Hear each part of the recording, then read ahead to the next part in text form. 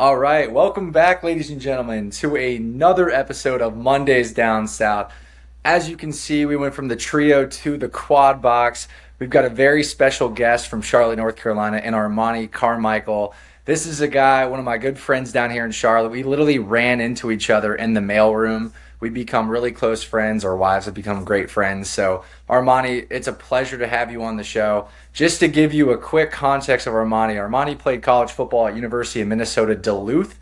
It's a Division II school, but he is the record holder for receiving yards and probably touchdowns at this university. His senior year, he had over 1,300 yards, 11 tutties. And just was an incredible football player. Actually tried out with the Minnesota Vikings. So maybe Armani, you can share a little bit about that, about how Kevin O'Connell coached you up a little bit. Jordan Addison, you were running routes with all those dudes. But most importantly, guys, I had the pleasure of guarding Armani. And so he invited one of his buddies. We were on the field, just like a random field near the Charlotte skyline. And he invited one of his buddies, and we alternated quarterback, wide receiver, and cornerback, and we shifted. And I got the pleasure of going up again as a corner against Armani at wide receiver. And what do you guys think I did? Press coverage right off the jump, boys. And I can't even explain it, but like I went to press him, get my hands on him. I was like, if I could just get my hands on him, slow him down, like maybe I could match him speed for speed. We'll see.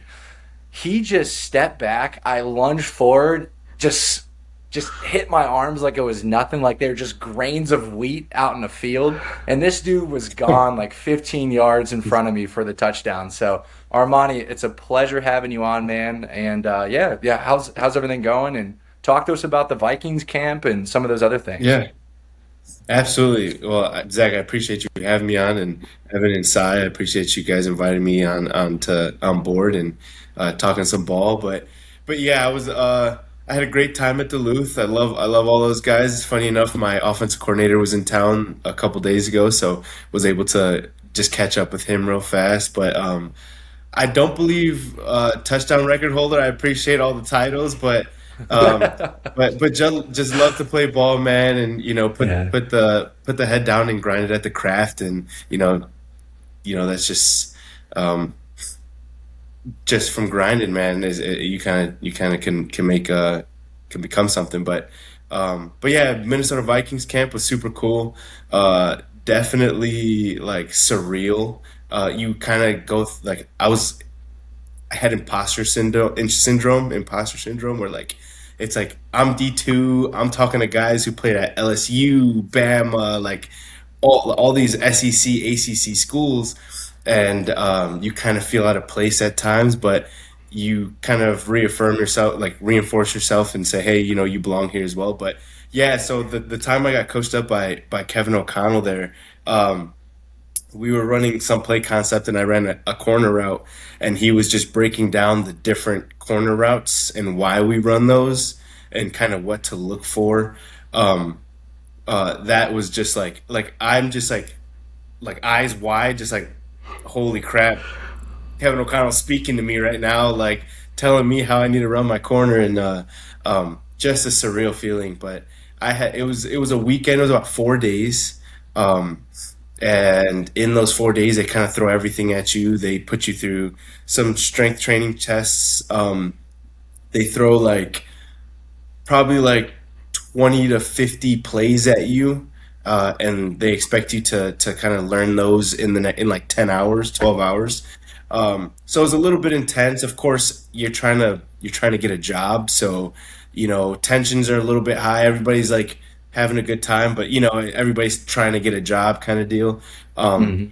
but yeah, but overall, yeah, it was a great time. I came in with Jordan Addison, um, and just watching him run. I mean, the guy weighs probably like 170 pounds, so he was just light as a feather, getting out of breaks like nothing, getting out of breaks like butter. It was insane, and he was fast. It was just super cool to see. And when I asked him, I was like, "Hey, who do you work out with? Do you train with somebody or anything?" He's like, "I just go out and run routes, bro." And super soft spoken dude. Super soft spoken dude. He didn't say anything. He wasn't like a rah rah guy. Um, but it was super cool to be a part of that crew. A bit difficult receiver room to walk into. You got JJ Jordan Addison at the time. It was KJ Osborne and Jalen Yeah. Naylor. So yeah, to walk into that room and be like, "Hey, I'd like a spot," is a little tough, um, but nonetheless, hey, I was able to compete at the highest level that you could, and it was fun. It was good. I got a couple notes for you, Armani. Yeah, First of yeah. all, Armani Carmichael has got to be one of the most badass football names I've ever heard. So Yeah. I'm Sounds gonna like give a you a Yeah. Madden name. yeah. Yeah, yeah. Number two, you have to be the most elite athlete we've had on this podcast, especially in the realm of football. So thank you for coming on. Oh, I Number appreciate it. Yeah. three, I think it's really funny because I know you were at Vikings camp, but I know you're also a massive Bears fan. So it'll be good to talk AFC North. And last but certainly not least, number four, I'm really looking forward to getting some analysis from someone who's been on the field as we talk about football because, Zach, Evan, and I have been watching football our whole lives. We are obsessed with it. And we do our best to kind of break things down from what Yeah. we've seen with the naked eye. But I'm looking forward to seeing what you got, like, when we bring some of those like plays up and how defenses were being run and things like that. I'm really looking forward to that aspect of it because I Yeah. think just getting that insight, especially for the fans, will be huge. So thanks for coming on, man. That's Of big time to course. have Of someone course. who understands things like that. So yeah, well, welcome Yeah. aboard. Thank you. Thank Yeah, you. I man. Great appreciate to you. have you. Cool stories. Yeah. Appreciate the background Yeah. on that. But yeah, I'm pumped, man. Let's do it. Yeah. All right, sweet. I gotta take right off the jump to just like throw us into the NFL wild cards, all right?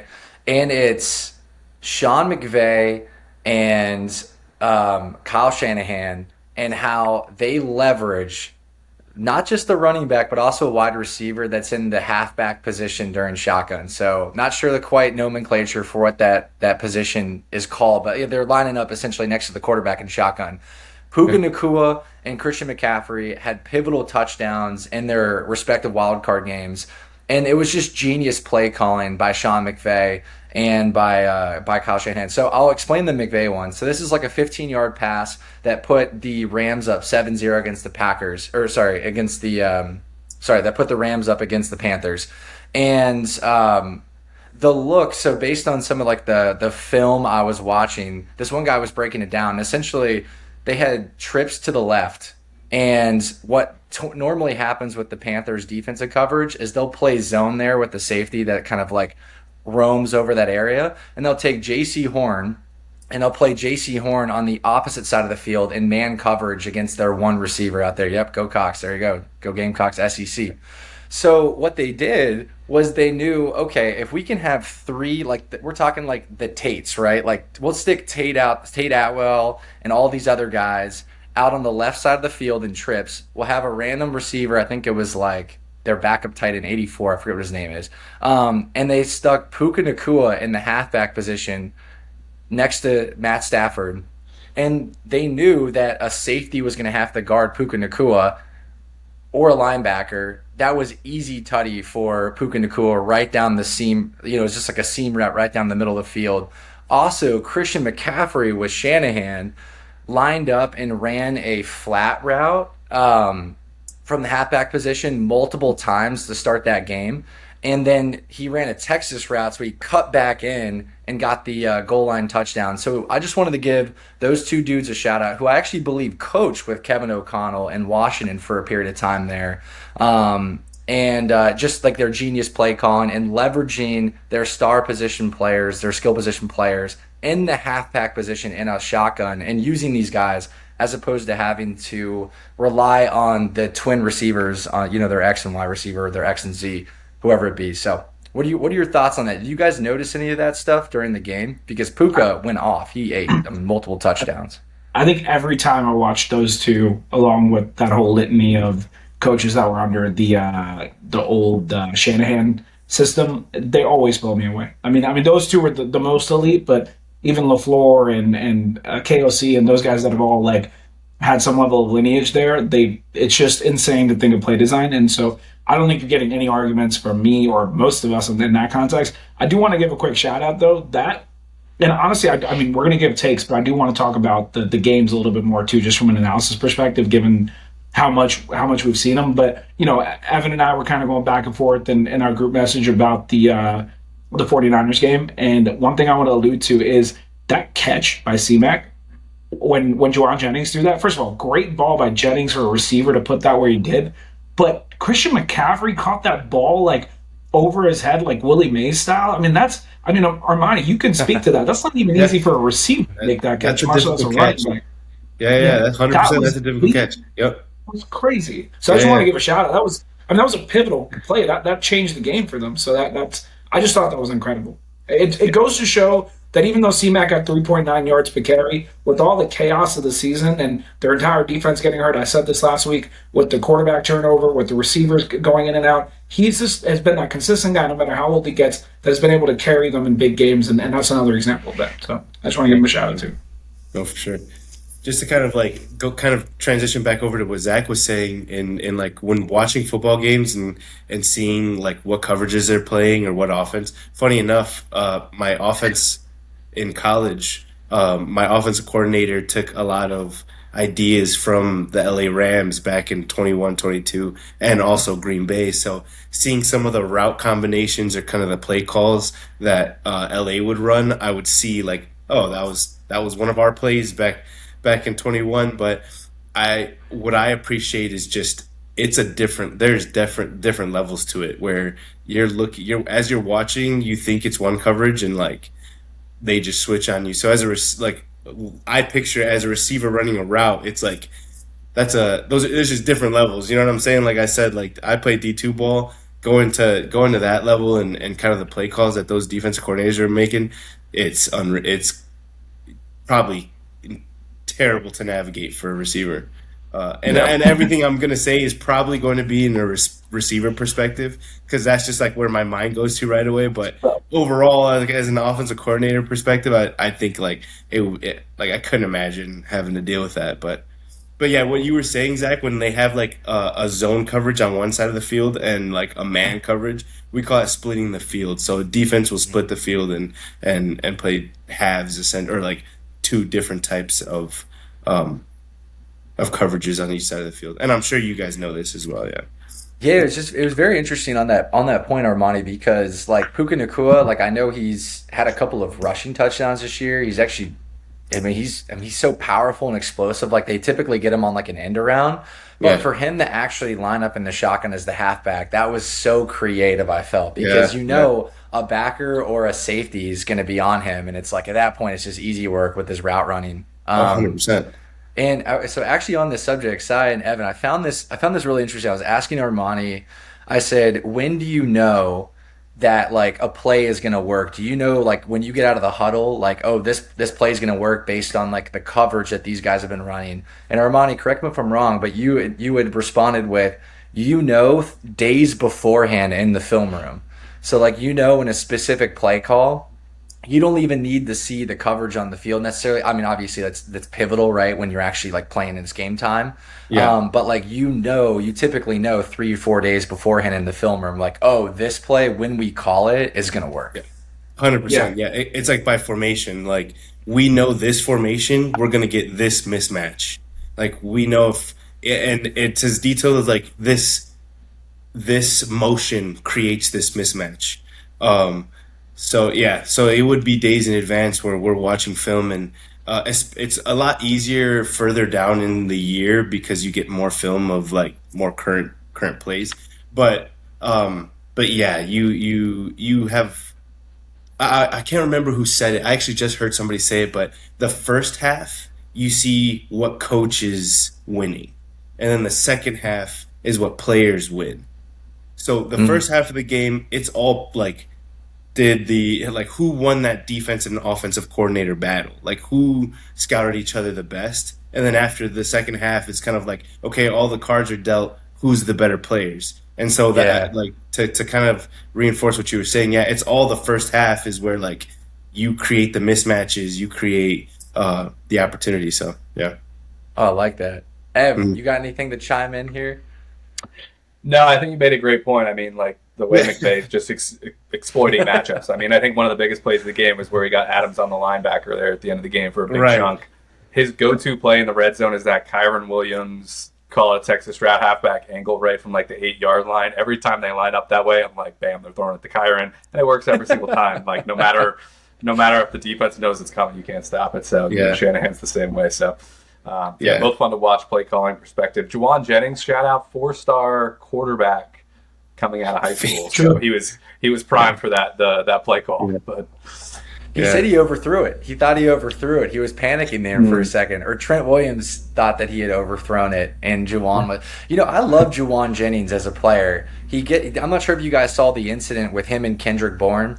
And Bourne is like known for being this big like media personality, and I don't mean to take away from like his skill level and like his dedication to the game. He's obviously in the NFL for a reason, but there was a moment where he was not lined up in the correct formation. I think he was supposed to be on the ball and he was off the ball or whatever, and Juwan Jennings lit him up. They called a timeout. Shanahan's cursing up a storm. Brock Purdy, who is seemingly like the nicest guy in the NFL, is also cursing up a storm, and it just goes to show you like playoff football, like the level of detail and attention and accountability that you have to have on your players is next level. And Juwan Jennings has really stepped up this year with, Brandon Ayuk being, just AWOL, right? MIA all season.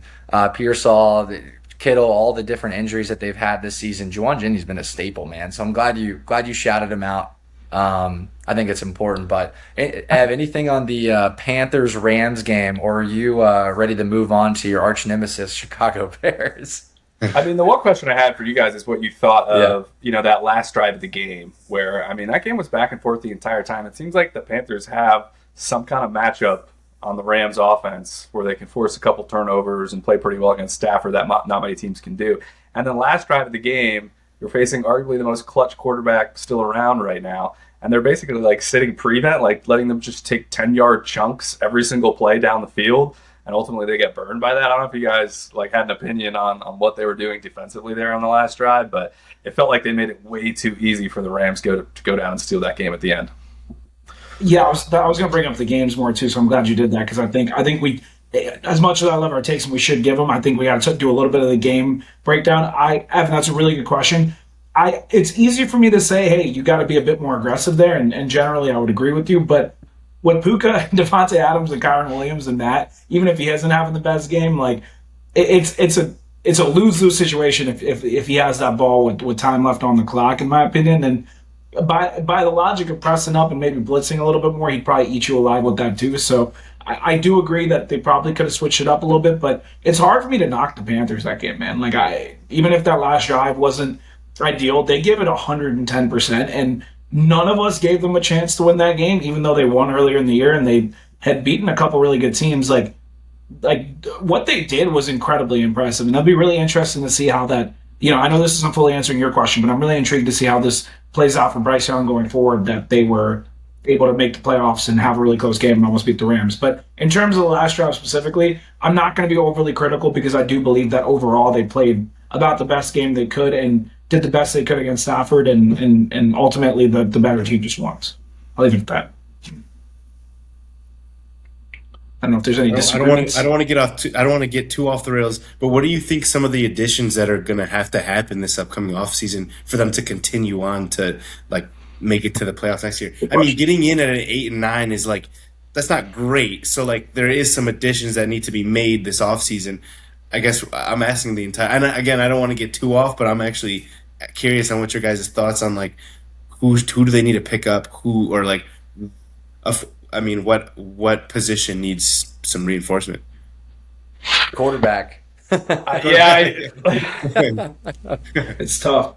I don't know how far Bryce can take them. Is probably my best answer to that question. But maybe some more speed at wide receiver, because I like a lot of their young receivers, like obviously Ted and Coker, but they're both more big body type guys. So maybe more of a speed element to the offense. I mean, I assume after, I don't know if you guys have seen all this discourse about Rico Dowdle on Twitter, where he's like sharing graphs that actually don't speak too highly to his play, but he's tried to use them in his favor. The line wasn't helping him out. It's pretty funny. But I assume he's going to be gone, and they're going to roll with, I guess, Hubbard and maybe Brooks coming back and ETN and that combo, but which isn't elite by any means, but the defense is in good shape, so I don't know. Yeah, they need like a Josh Downs type of player, right? So, and Sai's a big Colts fan, Armani. So, like, I feel like they need a player like that to give Bryce an outlet, like a quick outlet somewhere in the flat, because I feel like Bryce is so good at evading pressure, especially in those big time moments. Like he did it against the Packers, did it against the Rams both times, played incredible. Weirdly, like they were dropping 2 to the Saints, but like they were able to play the Rams the way they did. I think that Bryce just needs like a quick slot receiver outlet. I feel like that would be a good fix, but I don't think you can fix the Panthers. I think that Bryce has a limited ceiling, and that's just unfortunate because you're playing at the highest level, right? So, I mean, the NFC South teams are going to catch up, but yeah, that's what I would say.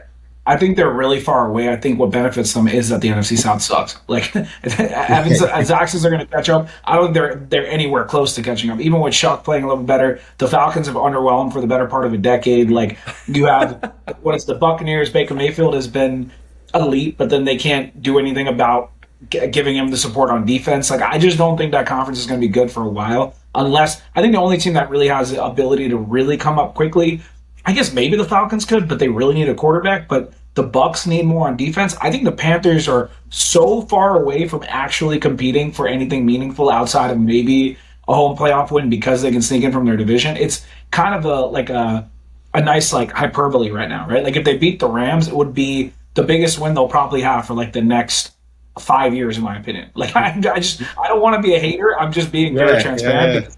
Because when you asked me that question, I thought of like 10 different places they can improve. And that's a concern, right? Like I think a lot of these other teams are just so far along. So what I really think they need to do is not treat the season like, oh, we made the playoffs, so let's just go like spend a bunch of money and like immediately try to think that we're going to go compete for a Super Bowl. I think they need to like really think about what that next phase looks like with Bryce and where they really need to like use draft picks and things of that nature and try to build it over the next couple of years. I think that's the way I look at it. I like it. Yeah, I think we're talking too much about he's going to flip that Panthers on Falcons this team. podcast, bro. Yeah. The Panthers don't deserve all of this respect with their podcast. But I will actually take the time to shift to our next game, which was the Saturday night game between the Green Bay Packers and the Chicago Bears. I had to tell a story here before I kick this over to Armani because as a fellow Bears fan, I really want to hear your perspective on this. I knew you were very detail-oriented watching the game. You had it on. And so I will admit something, Armani. When you invited me over to watch it, I was heading back after watching the Panthers game out. I had gotten back in time, back to Miller, New York, in time to go downstairs and watch it with you, but I decided against it because I thought the Packers were going to win, and I just had like a random switch because I had actually picked Chicago on the podcast last week, but I just was like, I can't watch this with Armani because I know how I watch like my Falcons during big time moments, and with how big of a Bears fan you are and how important this is for, with you guys trudging back to the playoffs in one of the hardest divisions in football, I was like, I'm just going to let Armani watch this in peace. And what a table, or what a series of events there. Packers went up 21-3. Walk us through what you were feeling in the first half and then obviously what you saw in the second half there. Oh, yeah, I'm surprised you didn't hear me all game. I was at the screen jumping up and down. My wife Kendall, she's like sit down please. Like I'm watching the game. But no, that first half was heartbreaking. It was definitely like, all right, same old Bears. Like we're kind of done. And funny enough, we might like Caleb has the most comebacks of the entire NFL right now. So I'm like, I don't know why that thought didn't come to mind. I thought Green Bay had it first half. I was just like, it's done. Like, let's just kind of close it out. Like, it was great. And then that second half started coming around, and we started moving the ball a little bit. We had a couple stops. Caleb made some insane throws. I don't know if you guys have seen that throw where he's rolling out to his right, or I'm sorry, he's rolling out to his left. I Yeah. can't remember what defensive player caught his ankles, but then he like hits like a Jordan pose throw, and then just an absolute dot in between three different defenders to It was also really on a do that. 4th and 8. It was a 4th down. Exactly on 4th and 8, Yeah. just like it was absurd, and that's kind of when I was like, oh yeah, we come back from stuff like this, and then I started had a little more hope. And then of course your heart stops when they have the ball. They're on the 30 or 35, and they have one more play to make it to the end zone. I had a flashback of Jane Daniels and the Commanders on that last second, and then but then they ended up we actually almost picked it off, but ended up batting it down and winning the game. I was running around. I'm surprised you didn't hear me. I'm yelling. I'm screaming in this living room, just running around my island, like jumping on the wife. Like it was a great feeling, but yeah, to kind of go back, this is where I was hearing that quote, like, Ben Johnson got beat, play calling wise. Like he got beat the first half. It was just Caleb Williams in the second half to make it happen. So that concerns me, but overall, I'm of course happy with the outcome. He did have some schemes he like set up, like that last, or I guess the game-winning touchdown, right, to DJ Moore. Like he had been running kind of that same formation, right, with the receivers out there, and usually he kind of runs that hitch for an easy completion, and then this time he springs DJ Moore. So he had a couple of big moments, but yeah, this was just Caleb. What he does in the second half for the most part. Yeah, that fake the fake screen fade was a great play call, perfect time for everything. Yeah, for sure. I will say there were some good play calls, but overall, yeah, like it was Caleb. Yeah. I just want to say that and I'm not even just saying this to say it, I never thought y'all were out of it, even when you were down 21-3, because if you watch the Bears, especially the second half of the season, this is your MO. Did you know Caleb, under the age of 25, has had the most fourth quarter comebacks in the history of the NFL, like in a single season this year? It's insane. And also, the stats about him being down 10 points, which you don't always want to be down 10 points going in the fourth quarter, but the stats about him being down 10 points and coming back, it's like actually insane. Like if you compare it across the course of the NFL history, it's like he has some of the best comebacks you've ever seen, all in the course of one. That play he made on 4th and 8, I think there's maybe like 5 quarterbacks, including him, in the entire league that can make that play. Like rolling to your left, like jumping in the air, falling over, it throws an absolute dart. And it's not just that. There was a couple throws earlier in the game where I think it was DJ Moore where he hit him on like the sideline on like a perfect like zip like pass on like 40 yards. I'm telling you, man, like I said at the beginning of this year, and I kind of strayed from this take a little bit because it was kind of like hard to follow where the Bears were going throughout the course of the year. But at the beginning of the year, I said, I don't think the Bears are going to win the division. I have like maybe a couple teams that I pick over them for the playoffs, but it wouldn't shock me. And I think Caleb Williams is going to be the best quarterback in that division this year, which at the time was a hot take. I don't think I'm too far off. I mean, Jordan Love had a great game. I'm not going to take that away from him, and I don't blame him for the Packers losing. But if Caleb's going to do what he's done in the second half of the year and continue to progress this way, his first year with Ben, like there's actually going to be a real conversation. Like Drake May clearly has the lead right now. Jaden had the lead last year. There's going to be a real conversation between those three as to who really does go down as the best. And right now, you could see Drake and Caleb potentially going to the conference championship games a year after Jaden did. It's insane what's going on in the NFL right now, and it's a beautiful thing to watch. I'm all aboard the Bears train, though. Like, whether they win or lose this next game, I mean, they have a crazy difficult path. I think your future is so bright, and I'm fully back aboard the Caleb Williams is going to be elite train. I was when he got drafted. I tried to be, practical when he didn't have the best first year, but I'm throwing all my practicality out the window. I'm back aboard, bro. It's insane what that guy can do. I'm all in. Come on, hop on the Bears train. No. Hold on.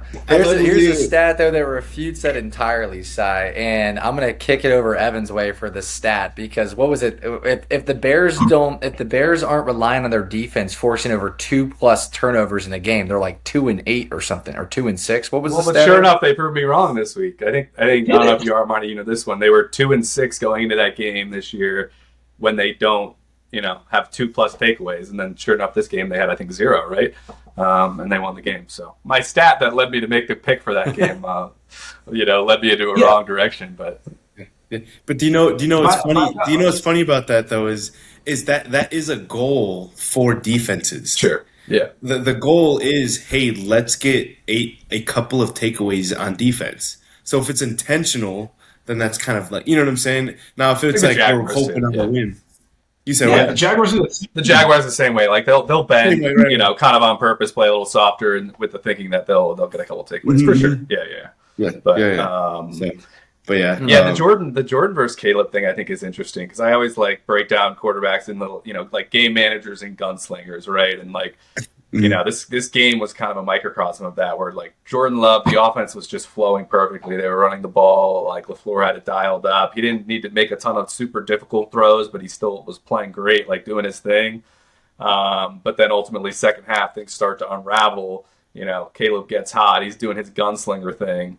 And you need Jordan Love to kind of make that. I mean, minute, full field, no timeouts. It's tough for Jordan Love there, but is he the guy you can rely on to kind of make that game-winning drive? Whereas Caleb's proven that he can do it time and time again. So I think that was kind of a microcosm comparing those two quarterbacks. But I will admit to being disappointed in my analysis going into this game and I buried the Bears at halftime. All in knowledge, right hand up, I was wrong. I buried the Bears at halftime. and as I'm sitting there, I'm in my head because obviously we talk football every week. After many times where the Bears have come with a crazy comeback, I'm sitting there like.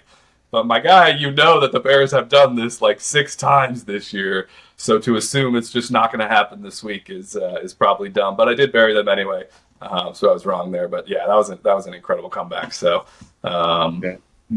No, it's good stuff, and then I'm hearing talks about LaFleur getting booted, and I don't agree with it. I don't agree with LaFleur getting booted. That's not the way that it should be. But wait, before I get there, how about the actual just the rivalry between Ben Johnson and LaFleur? Yeah. That is I think it was you, Zach, telling me like you didn't like the handshake. Was that right? I didn't like it. I thought it was Ben Johnson. I don't know. I don't like. He's playing with fire right now. I don't like that. I think. Well, he's won. So. Go ahead. For Zach. once. Yeah. No, I see what about this year, but I was saying Ben won the game, and it's his first year as a head coach, and he just took a team that absolutely struggled a year ago after everyone labeled him the best offensive coordinator in football with all the pressure in the world, and has now gone on to be a 2 seed and win his first playoff game ever. And Caleb has improved drastically throughout the course of the year. I'm not saying he's not corny, and I'm not even saying I'm on his side, but he is allowed to. He's allowed to have his cake and eat it too, because this is an incredible first year for a coach. You can't not take that away from him. I love Matt LaFleur though, and I'm 100% on board with you that he should not go anywhere. And also, here's a stat for you guys: like, as much as Evan wasn't that big on the Packers, and like rightfully so, they had some disappointing games, even with Micah. They were 9-3-1 when Micah got hurt or something like that, and they went 0-5 after that. So it is insane how much of an impact an individual can have on. I'm not saying that's an excuse for them to lose all those games, but I'm just trying to point to how insane Micah is for that team or for teams in general. I bet the Cowboys would have been in the playoffs with that Micah by that metric. So just throwing that out there. Just a shout out to the Packers. Good year. Yeah, no, 100%. But I think it's great. I think it's an amazing part of the sport. I think it's what makes college, like what makes CFB so good. It's the rivalries. It's like the genuine, almost hatred, I want to say, for each other. And maybe it's not hatred, but like just the genuine rivalry and dislike of each other. I think kind of bringing that back and hey, like an F the Packers. Like, I think bringing that back kind of brings some juices and kind of, a little edge to the game. Now, I don't agree with taking cheap shots, like the first time around when they met, and I can't remember the DB's name, but try to take out DJ Moore. I don't agree with cheap shots. I do agree with, hey, you get a little physical. It's okay to get after it a little bit, but I think I love the rivalry, and right now I'm not biased right now. I'm not biased in that. Yes, it's of course my head coach, but I want to see that across the board. Steelers, Ravens, all across the board. I want to see a a little bit more feist, if you know, a Yeah. little bit more fire, you know. I agree, actually. You've kind of changed my opinion on it, Armani, because like I don't really want to see a stuffy Mike McCarthy handshake. All the old Yeah, timer right. coaches, right? I want to see like two young guns trying to strategically play chess and across 60 minutes of football, and whoever wins kind of gets like a little bit of a jousting match in the handshake Yeah, duel, yeah, right? Like I mean, Ben yeah, Johnson barely shook his hand before he was off celebrating. He even got knocked down by one of his teammates and just kicked yeah, his legs in the air. Like you gotta love to see that, but I think it goes to Evan's point where it's like, have your cake and eat it too, right? Like if Ben Johnson lost that game, he would have had to be okay with all the criticism that followed because hmm of the way he coaches, because of the way he shakes people's hands, because of the way that he fuels these rivalries in the NFC North. Um, but I have to give Ben Johnson credit because he looks like a stone cold killer the whole time. He's like, yeah, they were down 21-3 at one point, and then when they took the lead, he had the exact same face expression. He yeah. was just dialed in, and it's really cool to see that with a young gun coach. But I know for the sake of time, we actually might go from one young gun coach to the next. And Liam Cohen, who's also had jousting matches post game with Robert Saleh, after you guys remember that, like 4 or 5 weeks into the season. But that all that aside, Jaguars played the Bills. It was another fantastic wild card matchup. The Bills ended up winning that game. And Evan, I'll kick it over your way because Evan's been like a low key Jaguars fan this whole season. So, Ev, what were your thoughts with the game, and why were you Okay. texting Sinai all of this stuff, complaining about the Bills and McDermott in the game during the game? Oh, McDermott. Oh, I'll get to him. He almost had another classic Sean McDermott moment, but I actually think we did really well analyzing how this game would go. I think like after watching that game, I think running back through safety, I think the Jaguars are the better football team. But I think this was Josh Allen played. This was one of the best quarterback performances I've ever seen in a big spot. Like you cannot play a better game than Josh Allen played. There was literally one negative play on his stat line, and it was a singular sack, no turnovers, like high completion percentage. I mean, he ran a tush push from the 10-yard line and almost scored a touchdown. Like this guy just put the team on his back, which is what we said. I mean, you guys you thought it was even teams, and then you sided with the quarterback, which was exactly right. I think the Jaguars was a slightly better team, but the quarterback made the biggest difference. And Trevor Lawrence, who had played unbelievable down the stretch, not his best performance here. And the better quarterback got it done in the end. But yeah, the McDermott situation where you have 2 minutes left, Jaguars are down to one timeout or 1 minute left, and you have the ball on the 1 yard line after Josh Allen just got a 10-yard tush push. Dude, take the knee, bleed that clock to 20 seconds. You have all your timeouts and give yourself 3 tush pushes to win the football game and not give the Jags the ball back. As McDermott, as Cy loves Patrick Mahomes and always blames Josh Allen when the Chiefs beat the Bills, it's usually Sean McDermott that blows the game, and he almost blew this one as well, but they got the interception and lead off Trevor Lawrence. So I was all fired up to talk about that on this podcast if that game turned out differently. That That ain't was it, almost bro. a That disaster. ain't All it. right, let's be very clear here. I don't disagree with your take that Sean McDermott, could be a better decision maker because if you're comparing, him and Mahomes or whatever, Andy Reid's obviously the way better coach and makes better decisions generally. But do not bring up Sean McDermott and say he's the sole reason that Mahomes has won more games, bro. You've never beaten the man a single time in your playoffs. So Oh let's gosh, here we go. The Gabe No, no, Davis I mean- game. The Gabe Davis game, dude. It was single-handedly McDermott's fault. go on a full tangent, but you had to have won once in the playoffs before you start saying it's just on the coach. I'll put it that way. But going back to the Bills, who actually won the game, so I'll give credit where credit's due instead of focusing on the team that I always harp on, who's not even in the playoffs. Josh was elite. This is what I said going into the game. I still disagree with you that obviously the Jaguars are the better team. I never disputed that overall their personnel was better, but I don't think there was a huge gap because by your logic, the Bills defense forced 2 turnovers on Trevor Lawrence and played a pretty solid game for a team that I think it was either you or Zach said is a terrible defense, which I just don't think was completely overstated as to how bad they were. And I think in terms of takeaways and scoring defense, they were top 10, top 5 in the NFL. Something like that. It was like the stats don't tell a different story. Not that stats mean everything, but I just want to say that they didn't get enough credit. And James Cook got neutralized because of the Jaguars' run defense that I brought up last week.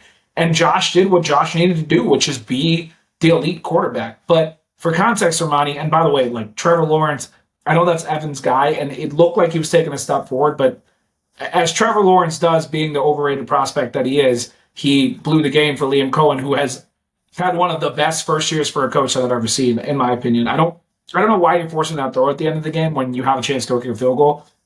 But Sharon, I'm not going to get too critical. But for context, Armani, and the reason that the Bills come up a lot is independent of Mahomes. My conversation with Josh Allen is I think everybody loves Josh Allen, and everybody should love Josh Allen because he's an elite talent who is all world and a really likable guy and is married to Haley Steinfeld, and he's got everything going for him. But I'm saying, at what point are you critical of Josh Allen when he doesn't get over the hump? Like, I think last week I stated that he has the most playoff wins for a guy that's never made the Super Bowl ever, and I think that's like not a stat you want to be on. And I think Zach is somewhere in between. Evan is more, I think, a little more defensive of Josh circumstances. But my whole argument was the years where Mahomes and Lamar and Burrow and all those guys were in there, you lost to them and didn't make the Super Bowl.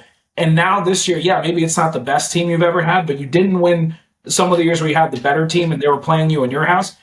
Even if you don't have the best team, with the current state of the AFC, this is the year that you should be pushing your team forward if you are as all-world and elite as we make you out to be. And I think the bar is fair because we talk about Josh Allen as being as good as Mahomes. And if you're going to have that conversation, or as good as all-time quarterback. So he had that game this week. Like, he did everything he needed to do to win. He's just got to keep doing it. And then I think James Cook will give him more support in future weeks, but no knock against him.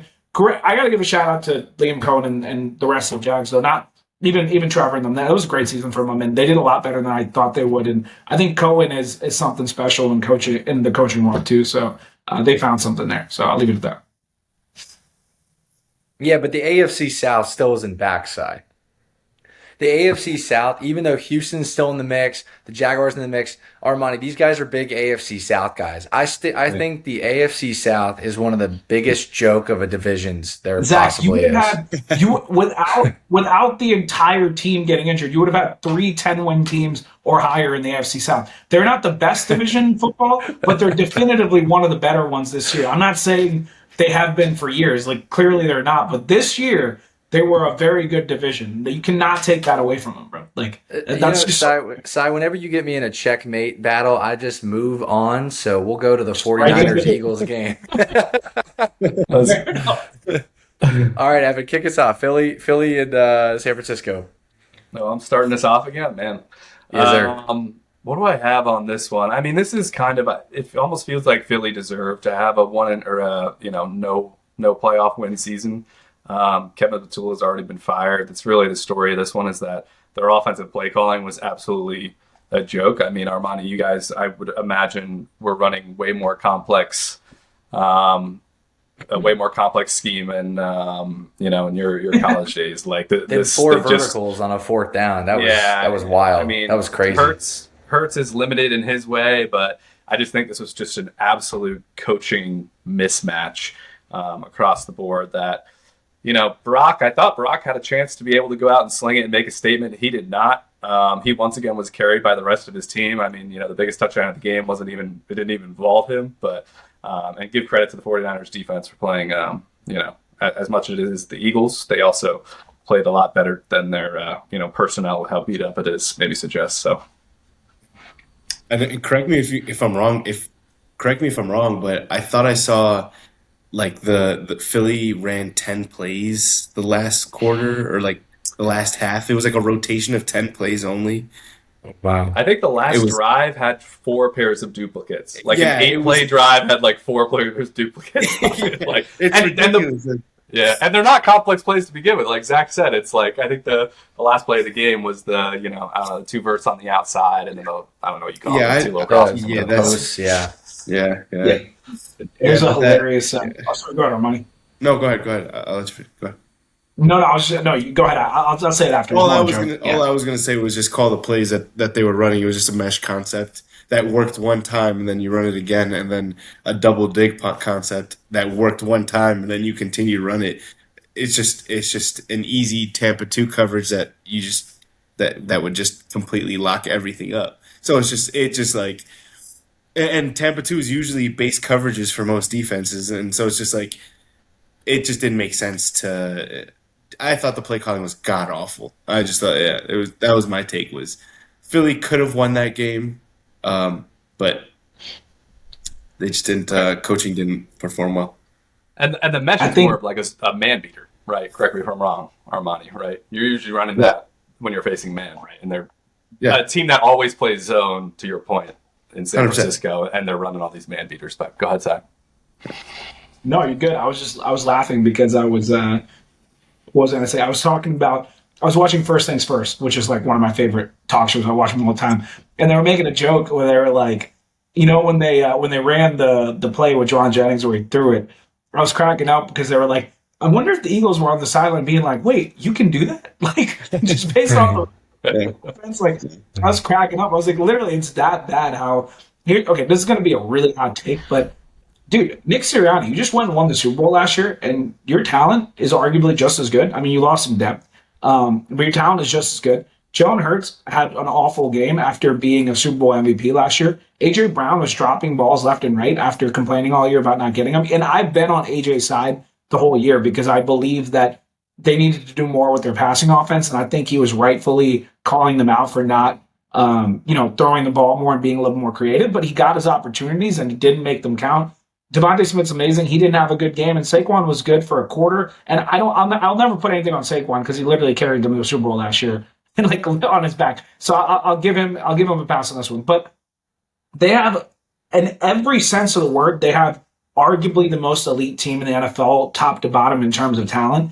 And to have this disappointing of a season and to lose to the 49ers, whose defense literally is decimated to a T. And offensively, they don't have their best playmakers either, or at least several of them. Ayuk never came back. Ricky Pearsall's hurt. George Kittle tears his Achilles in the middle of the game. And Brock Purdy has a bad game, and you lose in your house. Like, it's embarrassing. And I genuinely believe Nick Sirianni should really be on the hot seat. I'm never going to call for a guy's head. He just won the Super Bowl, and I think he could be a good OC somewhere else and whatever if he doesn't work out there. But I mean, if I'm John Harbaugh or one of these guys, I'm salivating because I'm like, bro, I could sleepwalk my way into a conference championship with this roster. This is bad. This has got to be the worst Super Bowl defense I've seen from a team that's retained all their talent. Like, you looked unstoppable a year ago. There is no reason you should look this bad this year. And as much as you want to put on the OC who lost his job, Sirianni stuck by him all year instead of making a change when nothing changed. It felt like they just thought they were going to show up and all of a sudden flip a switch with no plan to do it. So I'm going to be hard on them. Like, you have to be when you're an elite team. Yeah, I saw a stat that said that Jalen Hurts is going into his 11th season next year. Not just NFL. I think they're taking in college into the equation as well. But this will be 11 seasons starting next year, 11 play callers. So he's had a new play caller every season. This dates back to him transferring from Alabama to Oklahoma, and then every single time they've had a really good offensive year. They've, like Kellen Moore took a head coaching job, things like that. So pretty crazy. And I felt like everything that Philly had gotten away with, like the sloppiness that they had gotten away with because they had snuck out a victory because their defense is so incredible. So like every like small mistake and like sloppy play that they made throughout the course of the weekend, I felt like just was on display in this game because everything dating back from, A.J. Brown making the big drops that Cy mentioned. I mean, you even had another like public spat between Nick Sirianni and A.J. Brown on the sideline. You have Jalen Hurts and Sirianni glancing over to each other during the timeout call, as they're kind of like looking at each other like, what in the hell is the offensive coordinator putting together here? Like two verts on the outside and look like two posts for the interior guys. Like, very, very easy to guard route, like Armani had mentioned earlier. Yes. It just seemed like the house of cards fell in this game for Philly, and they're going to have to make significant changes. Obviously, Sirianni will stay, but I don't know if it's just the offensive coordinator that goes down. Like, Armani, what do you think that Philly would need to do from a GM perspective to get back to where they were? That's a great question because they just won the Super Bowl last year. You kind of don't know who to point the finger at. Like, is it just a bad game? Like, was this just hey, like you just called a bad game at the wrong time kind of deal, and you give them another run? But I would say make no movements. You like you said, because changing a whole GM and kind of to revolve back around to Chicago, like just moving GMs or offensive coordinators or kind of unaligning people, it definitely can get messy. So I think you keep the people where they're at and just and then reevaluate the following year. You know, so Yeah, Yeah. you definitely don't move on from Howard Roseman. There's no way. He is the best GM in football, if yeah, not up there for the best. He's yeah, talent wise, he's acquired elite talent. He's always made the right trades. He's always yeah, drafted the right guys. He's always yeah. given them the contracts. If it doesn't work out again another year, it's definitely on. I'm with you on that, Armani. Definitely Yeah, give everyone another year yeah, on the lead. But if it doesn't work out, then you think about coaching. But the funny part is, if you think about what they need to add, like there's nowhere they can improve talent wise. They right, literally have one of the best running backs, one of the best receiving cores, a Super Bowl winning quarterback, and yeah, one of the best defense. Like where did they had nowhere that was a hole. The issue is genuinely everyone underwhelmed. It was crazy. I yeah, don't know. I'm yeah. sorry. I feel like AJ will be gone though, right? I, AJ AJ's Brown's the not going to question. return. Right, Yeah, he's not because going I to return. think Trading him. that's fair. But like again, is that just he's made incredible plays before? Like True. he it's not like he's not capable. Was that just a bad game? Was it just a bad catching game? Was it a Las Vegas call? I'm a conspiracy theorist kind of guy. What I was it? wouldn't. What is a Las Vegas call? You know? Well, I well, that's wouldn't the case. trade I want my him. money back because I lost some money. right, right. I wouldn't trade him because I don't think he's capable of being elite anymore. If anything, I think if he went to another team that had a better passing scheme, he'd actually be an elite, like number one still, at least for a couple more years. He showed that in certain games this year. I would trade him if he is still irritated with the situation and you're not going to become a pass heavy offense and you don't necessarily need him for you to reach your ceiling as an offensive team or at least come close to it because you could get a better blocking receiver and trade him away. And Devontae Smith could easily be your assuming you could get another good receiver next to him. Devontae could be your workhorse receiver, and you get another big guy next to him. So it's more like to eliminate the drama of it all. Like sometimes, especially after back-to-back years of his frustrations and him and Sirianni yelling at each other on the sidelines, which was just like I've never seen a coach initiate in that way. That was just weird to see. Yeah. I think you just like it might be worth like I think Howie of all people could turn that into a positive somehow. I mean I wouldn't trade him from a talent perspective though. I would trade him if you think it makes your team chemistry better. I think that's just the coach putting a fire under his ass. Like, hey, let's go. Holding accountability. Like, hey, your job, I'm paying you millions of dollars, or you're getting paid millions of dollars to catch a football. Like, catch a football. So I kind of like seeing that. Again, I like seeing the heated moments because it's passion, you know. So and that's common yeah, for Nick. That's how he coaches. Like it's not like that was out of the norm for him. So I think the thing about AJ Brown, Armani, I'm curious to get your perspective. I don't know how your receiver rooms in college looked. If you had more veteran guys and some younger guys that maybe were a little bit better, but like as long as AJ Brown and Devontae Smith are together, I feel like it's always going to be stacked, kind of in that way where AJ Brown's your alpha, but to Sai's point, like Devontae Smith can clearly be a number one alpha receiver. So I almost think that's. But like with the veteran in the room, I feel like it's always going to be stacked that way. So I feel like it's I don't want to say addition by subtraction, but just kind of shaking it up a little bit and letting Devontae Smith become that alpha number one. And like Sai said, maybe it's someone that can block a little bit better for the run game or whatever the case may be. I think makes sense. yeah. No, I agree. Wait, whoa. Devonta Smith could not be a number one. Yes, he can. I think Yeah, you No, can. he can Yes, he can. not. He I'm can't not even saying- last 17 games if he were to be the workhorse. Bro, The Devontae reason he's Smith able never to play misses 17 games. games, he's like 150 Does he pounds. have What is he? games? What? Bro, The only reason he hasn't missed games is because he gets his comfortable 50, 55 catches a year. He's not like 100 catches a year. That guy, he would get torched. Zach, when we say number one, no one. Go ahead, Armani. You No, no, never no, said that. I'm gonna let you. after you. But my thought is if you create play calls for Yes. Devontae Smith, he can definitely be a one. Yeah. I think Devontae Smith could definitely be one. The man No won a Heisman as a way. wide receiver in the NCAA. If you've ever watched him play with the Eagles, his route running and the way he gets separation as a route runner is out of this world. The 100%. issue is not that. The issue is his numbers are always good. He gets over 1,000 yards as a number 2 receiver on an offense that doesn't like to throw the ball. Like, think about how insane he would be if he was on an offense that actually schemed good offenses. You were a number 1 receiver and a quarterback actually threw the ball more than like 25 times a game. Devontae Smith would be broken. He'd be like a 1,500-yard receiver. I don't 100%. think you want Zach, as a receiver guy, you were disrespecting one of the best route runners in the NFL. I'll give you an example. So let me illustrate. Julio Jones, Calvin Ridley. Calvin Ridley, fantastic route runner. Calvin Ridley, against any number 2 corner, he's going to be open without question. But why was he so successful? Julio Jones. Julio Jones took the breadth of the defense attention, right? When Calvin Ridley went to Jacksonville and then Tennessee, he can't be that sole number 1 receiver. I'm not saying Calvin Ridley isn't good. He's very good. But he needed that alpha dog like Julio Jones the same way Devonta Smith needs A.J. Brown. You know, even though A.J. Brown's becoming the next Michael Thomas slant boy. That's been kind of rolled this way. Even though Devonta Smith has arguably been better than A.J. Brown for the better part of like over a year and a half, dude. I mean, the Calvin Ridley argument is completely different. I'm not going to get too far off track. But the guy literally missed a whole year of football. And you don't just come back and go back to being elite right once you get back. And he's been on terrible offenses since then. I get the feeling if he stayed with Matt Ryan and never got hurt, maybe he could have turned into a number 1. Again, when I say number 1, I'm not saying Devontae Smith will be Justin Jefferson. I'm saying he could be a top 10-ish wide receiver if he's given the opportunity to be a number 1. But yeah, I digress.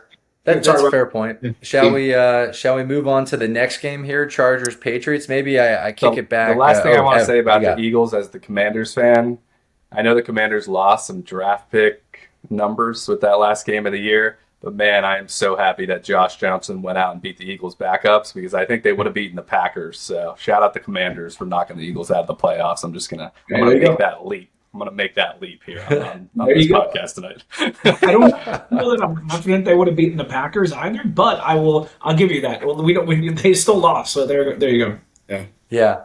All right, so the next game here, Sunday night game, Chargers came up to New England.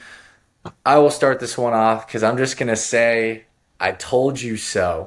I told Evan and Cy exactly what was going to happen in this game. The spread made absolutely no sense, Armani. It was 3.5. The Patriots came out, took a commanding lead, and they held that lead. Right now, there was a 13-point game. I even said on the podcast, I said this spread is 3.5. I would be so confident to bet this 10.5. Now I actually didn't, so I didn't put my money where my mouth is. But I said it very confidently on the podcast, and that's obviously what unfolded with a 16-3 victory. Obviously, it was cold weather. The big argument here, Armani, from last week was that Drake May hadn't played in the playoffs, so you didn't know how he was going to respond when the circumstances were the most dire. But my response to that was Justin Herbert also hasn't looked that impressive in the playoffs either, so it was almost like a net neutral. So it was interesting to see how the game unfolded. Obviously, it wasn't one of the most entertaining games, but Cy, I'll kick it over your way. What were your thoughts on the game and Harbaugh and company? Yeah, I'm going to tip the cap to you because you are 100% right about them covering the spread. So I was definitely wrong about that. But to be clear, Evan and I both picked the Patriots because we both thought the Patriots were the better team. We were just more making an argument for why this might be a closer game than people think it was. And it didn't end up being, but you were definitely not correct about them taking a commanding lead early. No one took a commanding lead at all because at least analysis-wise, what we said might happen is what happened in the first half. Actually, it's what happened for 3 quarters. It's where neither team could get it going on offense, including Drake May, who did have a little bit of playoff jitters early. You could clearly see it with how the Chargers defense was frustrating them, even with them maybe not being as good as the Patriots and being a little more banged up. The flip side of that, though, is look, I know the narrative. Like, first and foremost, shout out Drake May, Mike Vrabel. The Patriots defense has showed up big time, and their receivers and Ramondre Stevenson looked great. Like, they ended up having a great game and ended up winning at the end, so credit to them. The narrative that's going to be really interesting is on the flip side of that. The Chargers obviously lost a game where they had every chance to win it. I mean, if you told me the Patriots were going to score 16 points throughout the course of an entire game, you would think, like, even you, Zach, I would think would guess the Chargers would have scored, over 10 points, like even the people who didn't believe in them. So this was a very unfortunate game. And the conversation is going to be about Justin Herbert. And I'm going to try not to go on too far of a tangent because we've talked a lot about a lot of things. So I'll try to keep this brief. I completely agree that in his 3 playoff games, he is underwhelmed. With the first one, he played well in the first half, blew a lead. The second one last year, he ended up losing the Texans after having multiple turnovers late in the game. And then this year, he lost to the Patriots. This is going to sound like an excuse, but I'm going to do it because this is genuinely what I believe. Last year and this year, when I watched the game, I saw the same thing, which is I'm not saying he couldn't have played marginally better and shouldn't have elevated his team if he's going to be as elite as maybe some of us have said he is. But from top to bottom, that man had no chance of having a great game. He could have, if he played perfectly, maybe the Chargers score a little bit over 10 points in that game. And even in last year's game, the Houston Texans defense was eating that offense alive. And I'm not saying that Herbert should get a pass. He's definitely was part of the problem in both of those games. But Armani, I don't know if you watched the game. Did you see the receivers in that game, bro? I don't think they got like a 5 yards of separation that entire game, bro. It was awful to watch. No, unfortunately I didn't get to watch that game, but I'm gonna take your word for it. If a receiver's not gonna get separation, that's just a tough. As you guys know, it's just a tougher ball for the quarterback. But yeah, that's Yeah, the O and the reason I asked you that is the O line was getting absolutely like murdered by the Patriots pass rush, and then I mean Keenan Allen was the guy that you had to throw to the most, and obviously he's older. Ladd McConkey was not getting open. Quentin Johnson was not getting open. I was like, I don't know what this man is supposed to do in this scenario, and shockingly he didn't have a turnover, but he scored 3 points, so I got to knock him for that. I can tell you what he can do, Cy. He can get separation and Madison Beer out of his head when he's playing. I think that also could be a big problem. You're a big Herbert guy, so what's your consensus on this? I don't necessarily say that. I think, obviously his offensive line's been terrible all year, but he's still played well all year. He's like almost the reverse Caleb Williams at this point. He plays his worst ball in the biggest moments. I need to watch the QB School channel this week because I think that's going to be interesting. I've heard both things. I've heard he had open receivers downfield and he just wasn't seeing them, probably because of the pass rush was getting on him so quickly. Then I've heard Cy's perspective that they didn't have anything open. So I didn't watch this too closely because it was such a boring game. So I don't necessarily I do think that the seat is starting to heat up on Herbert. I saw the Andy Dalton comparisons. It's starting to look pretty accurate as we start to stack these, not just bad playoff performances, but just a horrible, worst playoff performer in NFL history range, is how bad he's been. But so I'm still undecided on him, but it's not, the antennas are up that this could be a trend. I think any talk about last thing, I think any talk about him being moved on from as the coach of the Chargers, as the quarterback of the Chargers is objectively insane. The fact that I see people in media talking about, do they need to consider other options or whatever, that's just insane. He clearly has a ceiling that he hasn't fully met yet, but it's 3 playoff games. His career is still very much ahead of him. So I'll leave it at that. Go ahead. Isn't that just you, Zach, that said that? What? Someone was saying that. I haven't seen anyone. It wasn't me. I'm a big Herbert hater, but I wouldn't be saying anything like that. He obviously is the star of the franchise, but he's not good in the playoffs and he's not good in cold weather, man. I completely I agree that he should be on the hot seat. I mean, if you're not getting it done, it's as simple as that. It comes down to winning and losing, and if you're not winning, you only get so many L's at that high of a level. You know what I'm saying? And before that's true. You need to make some changes.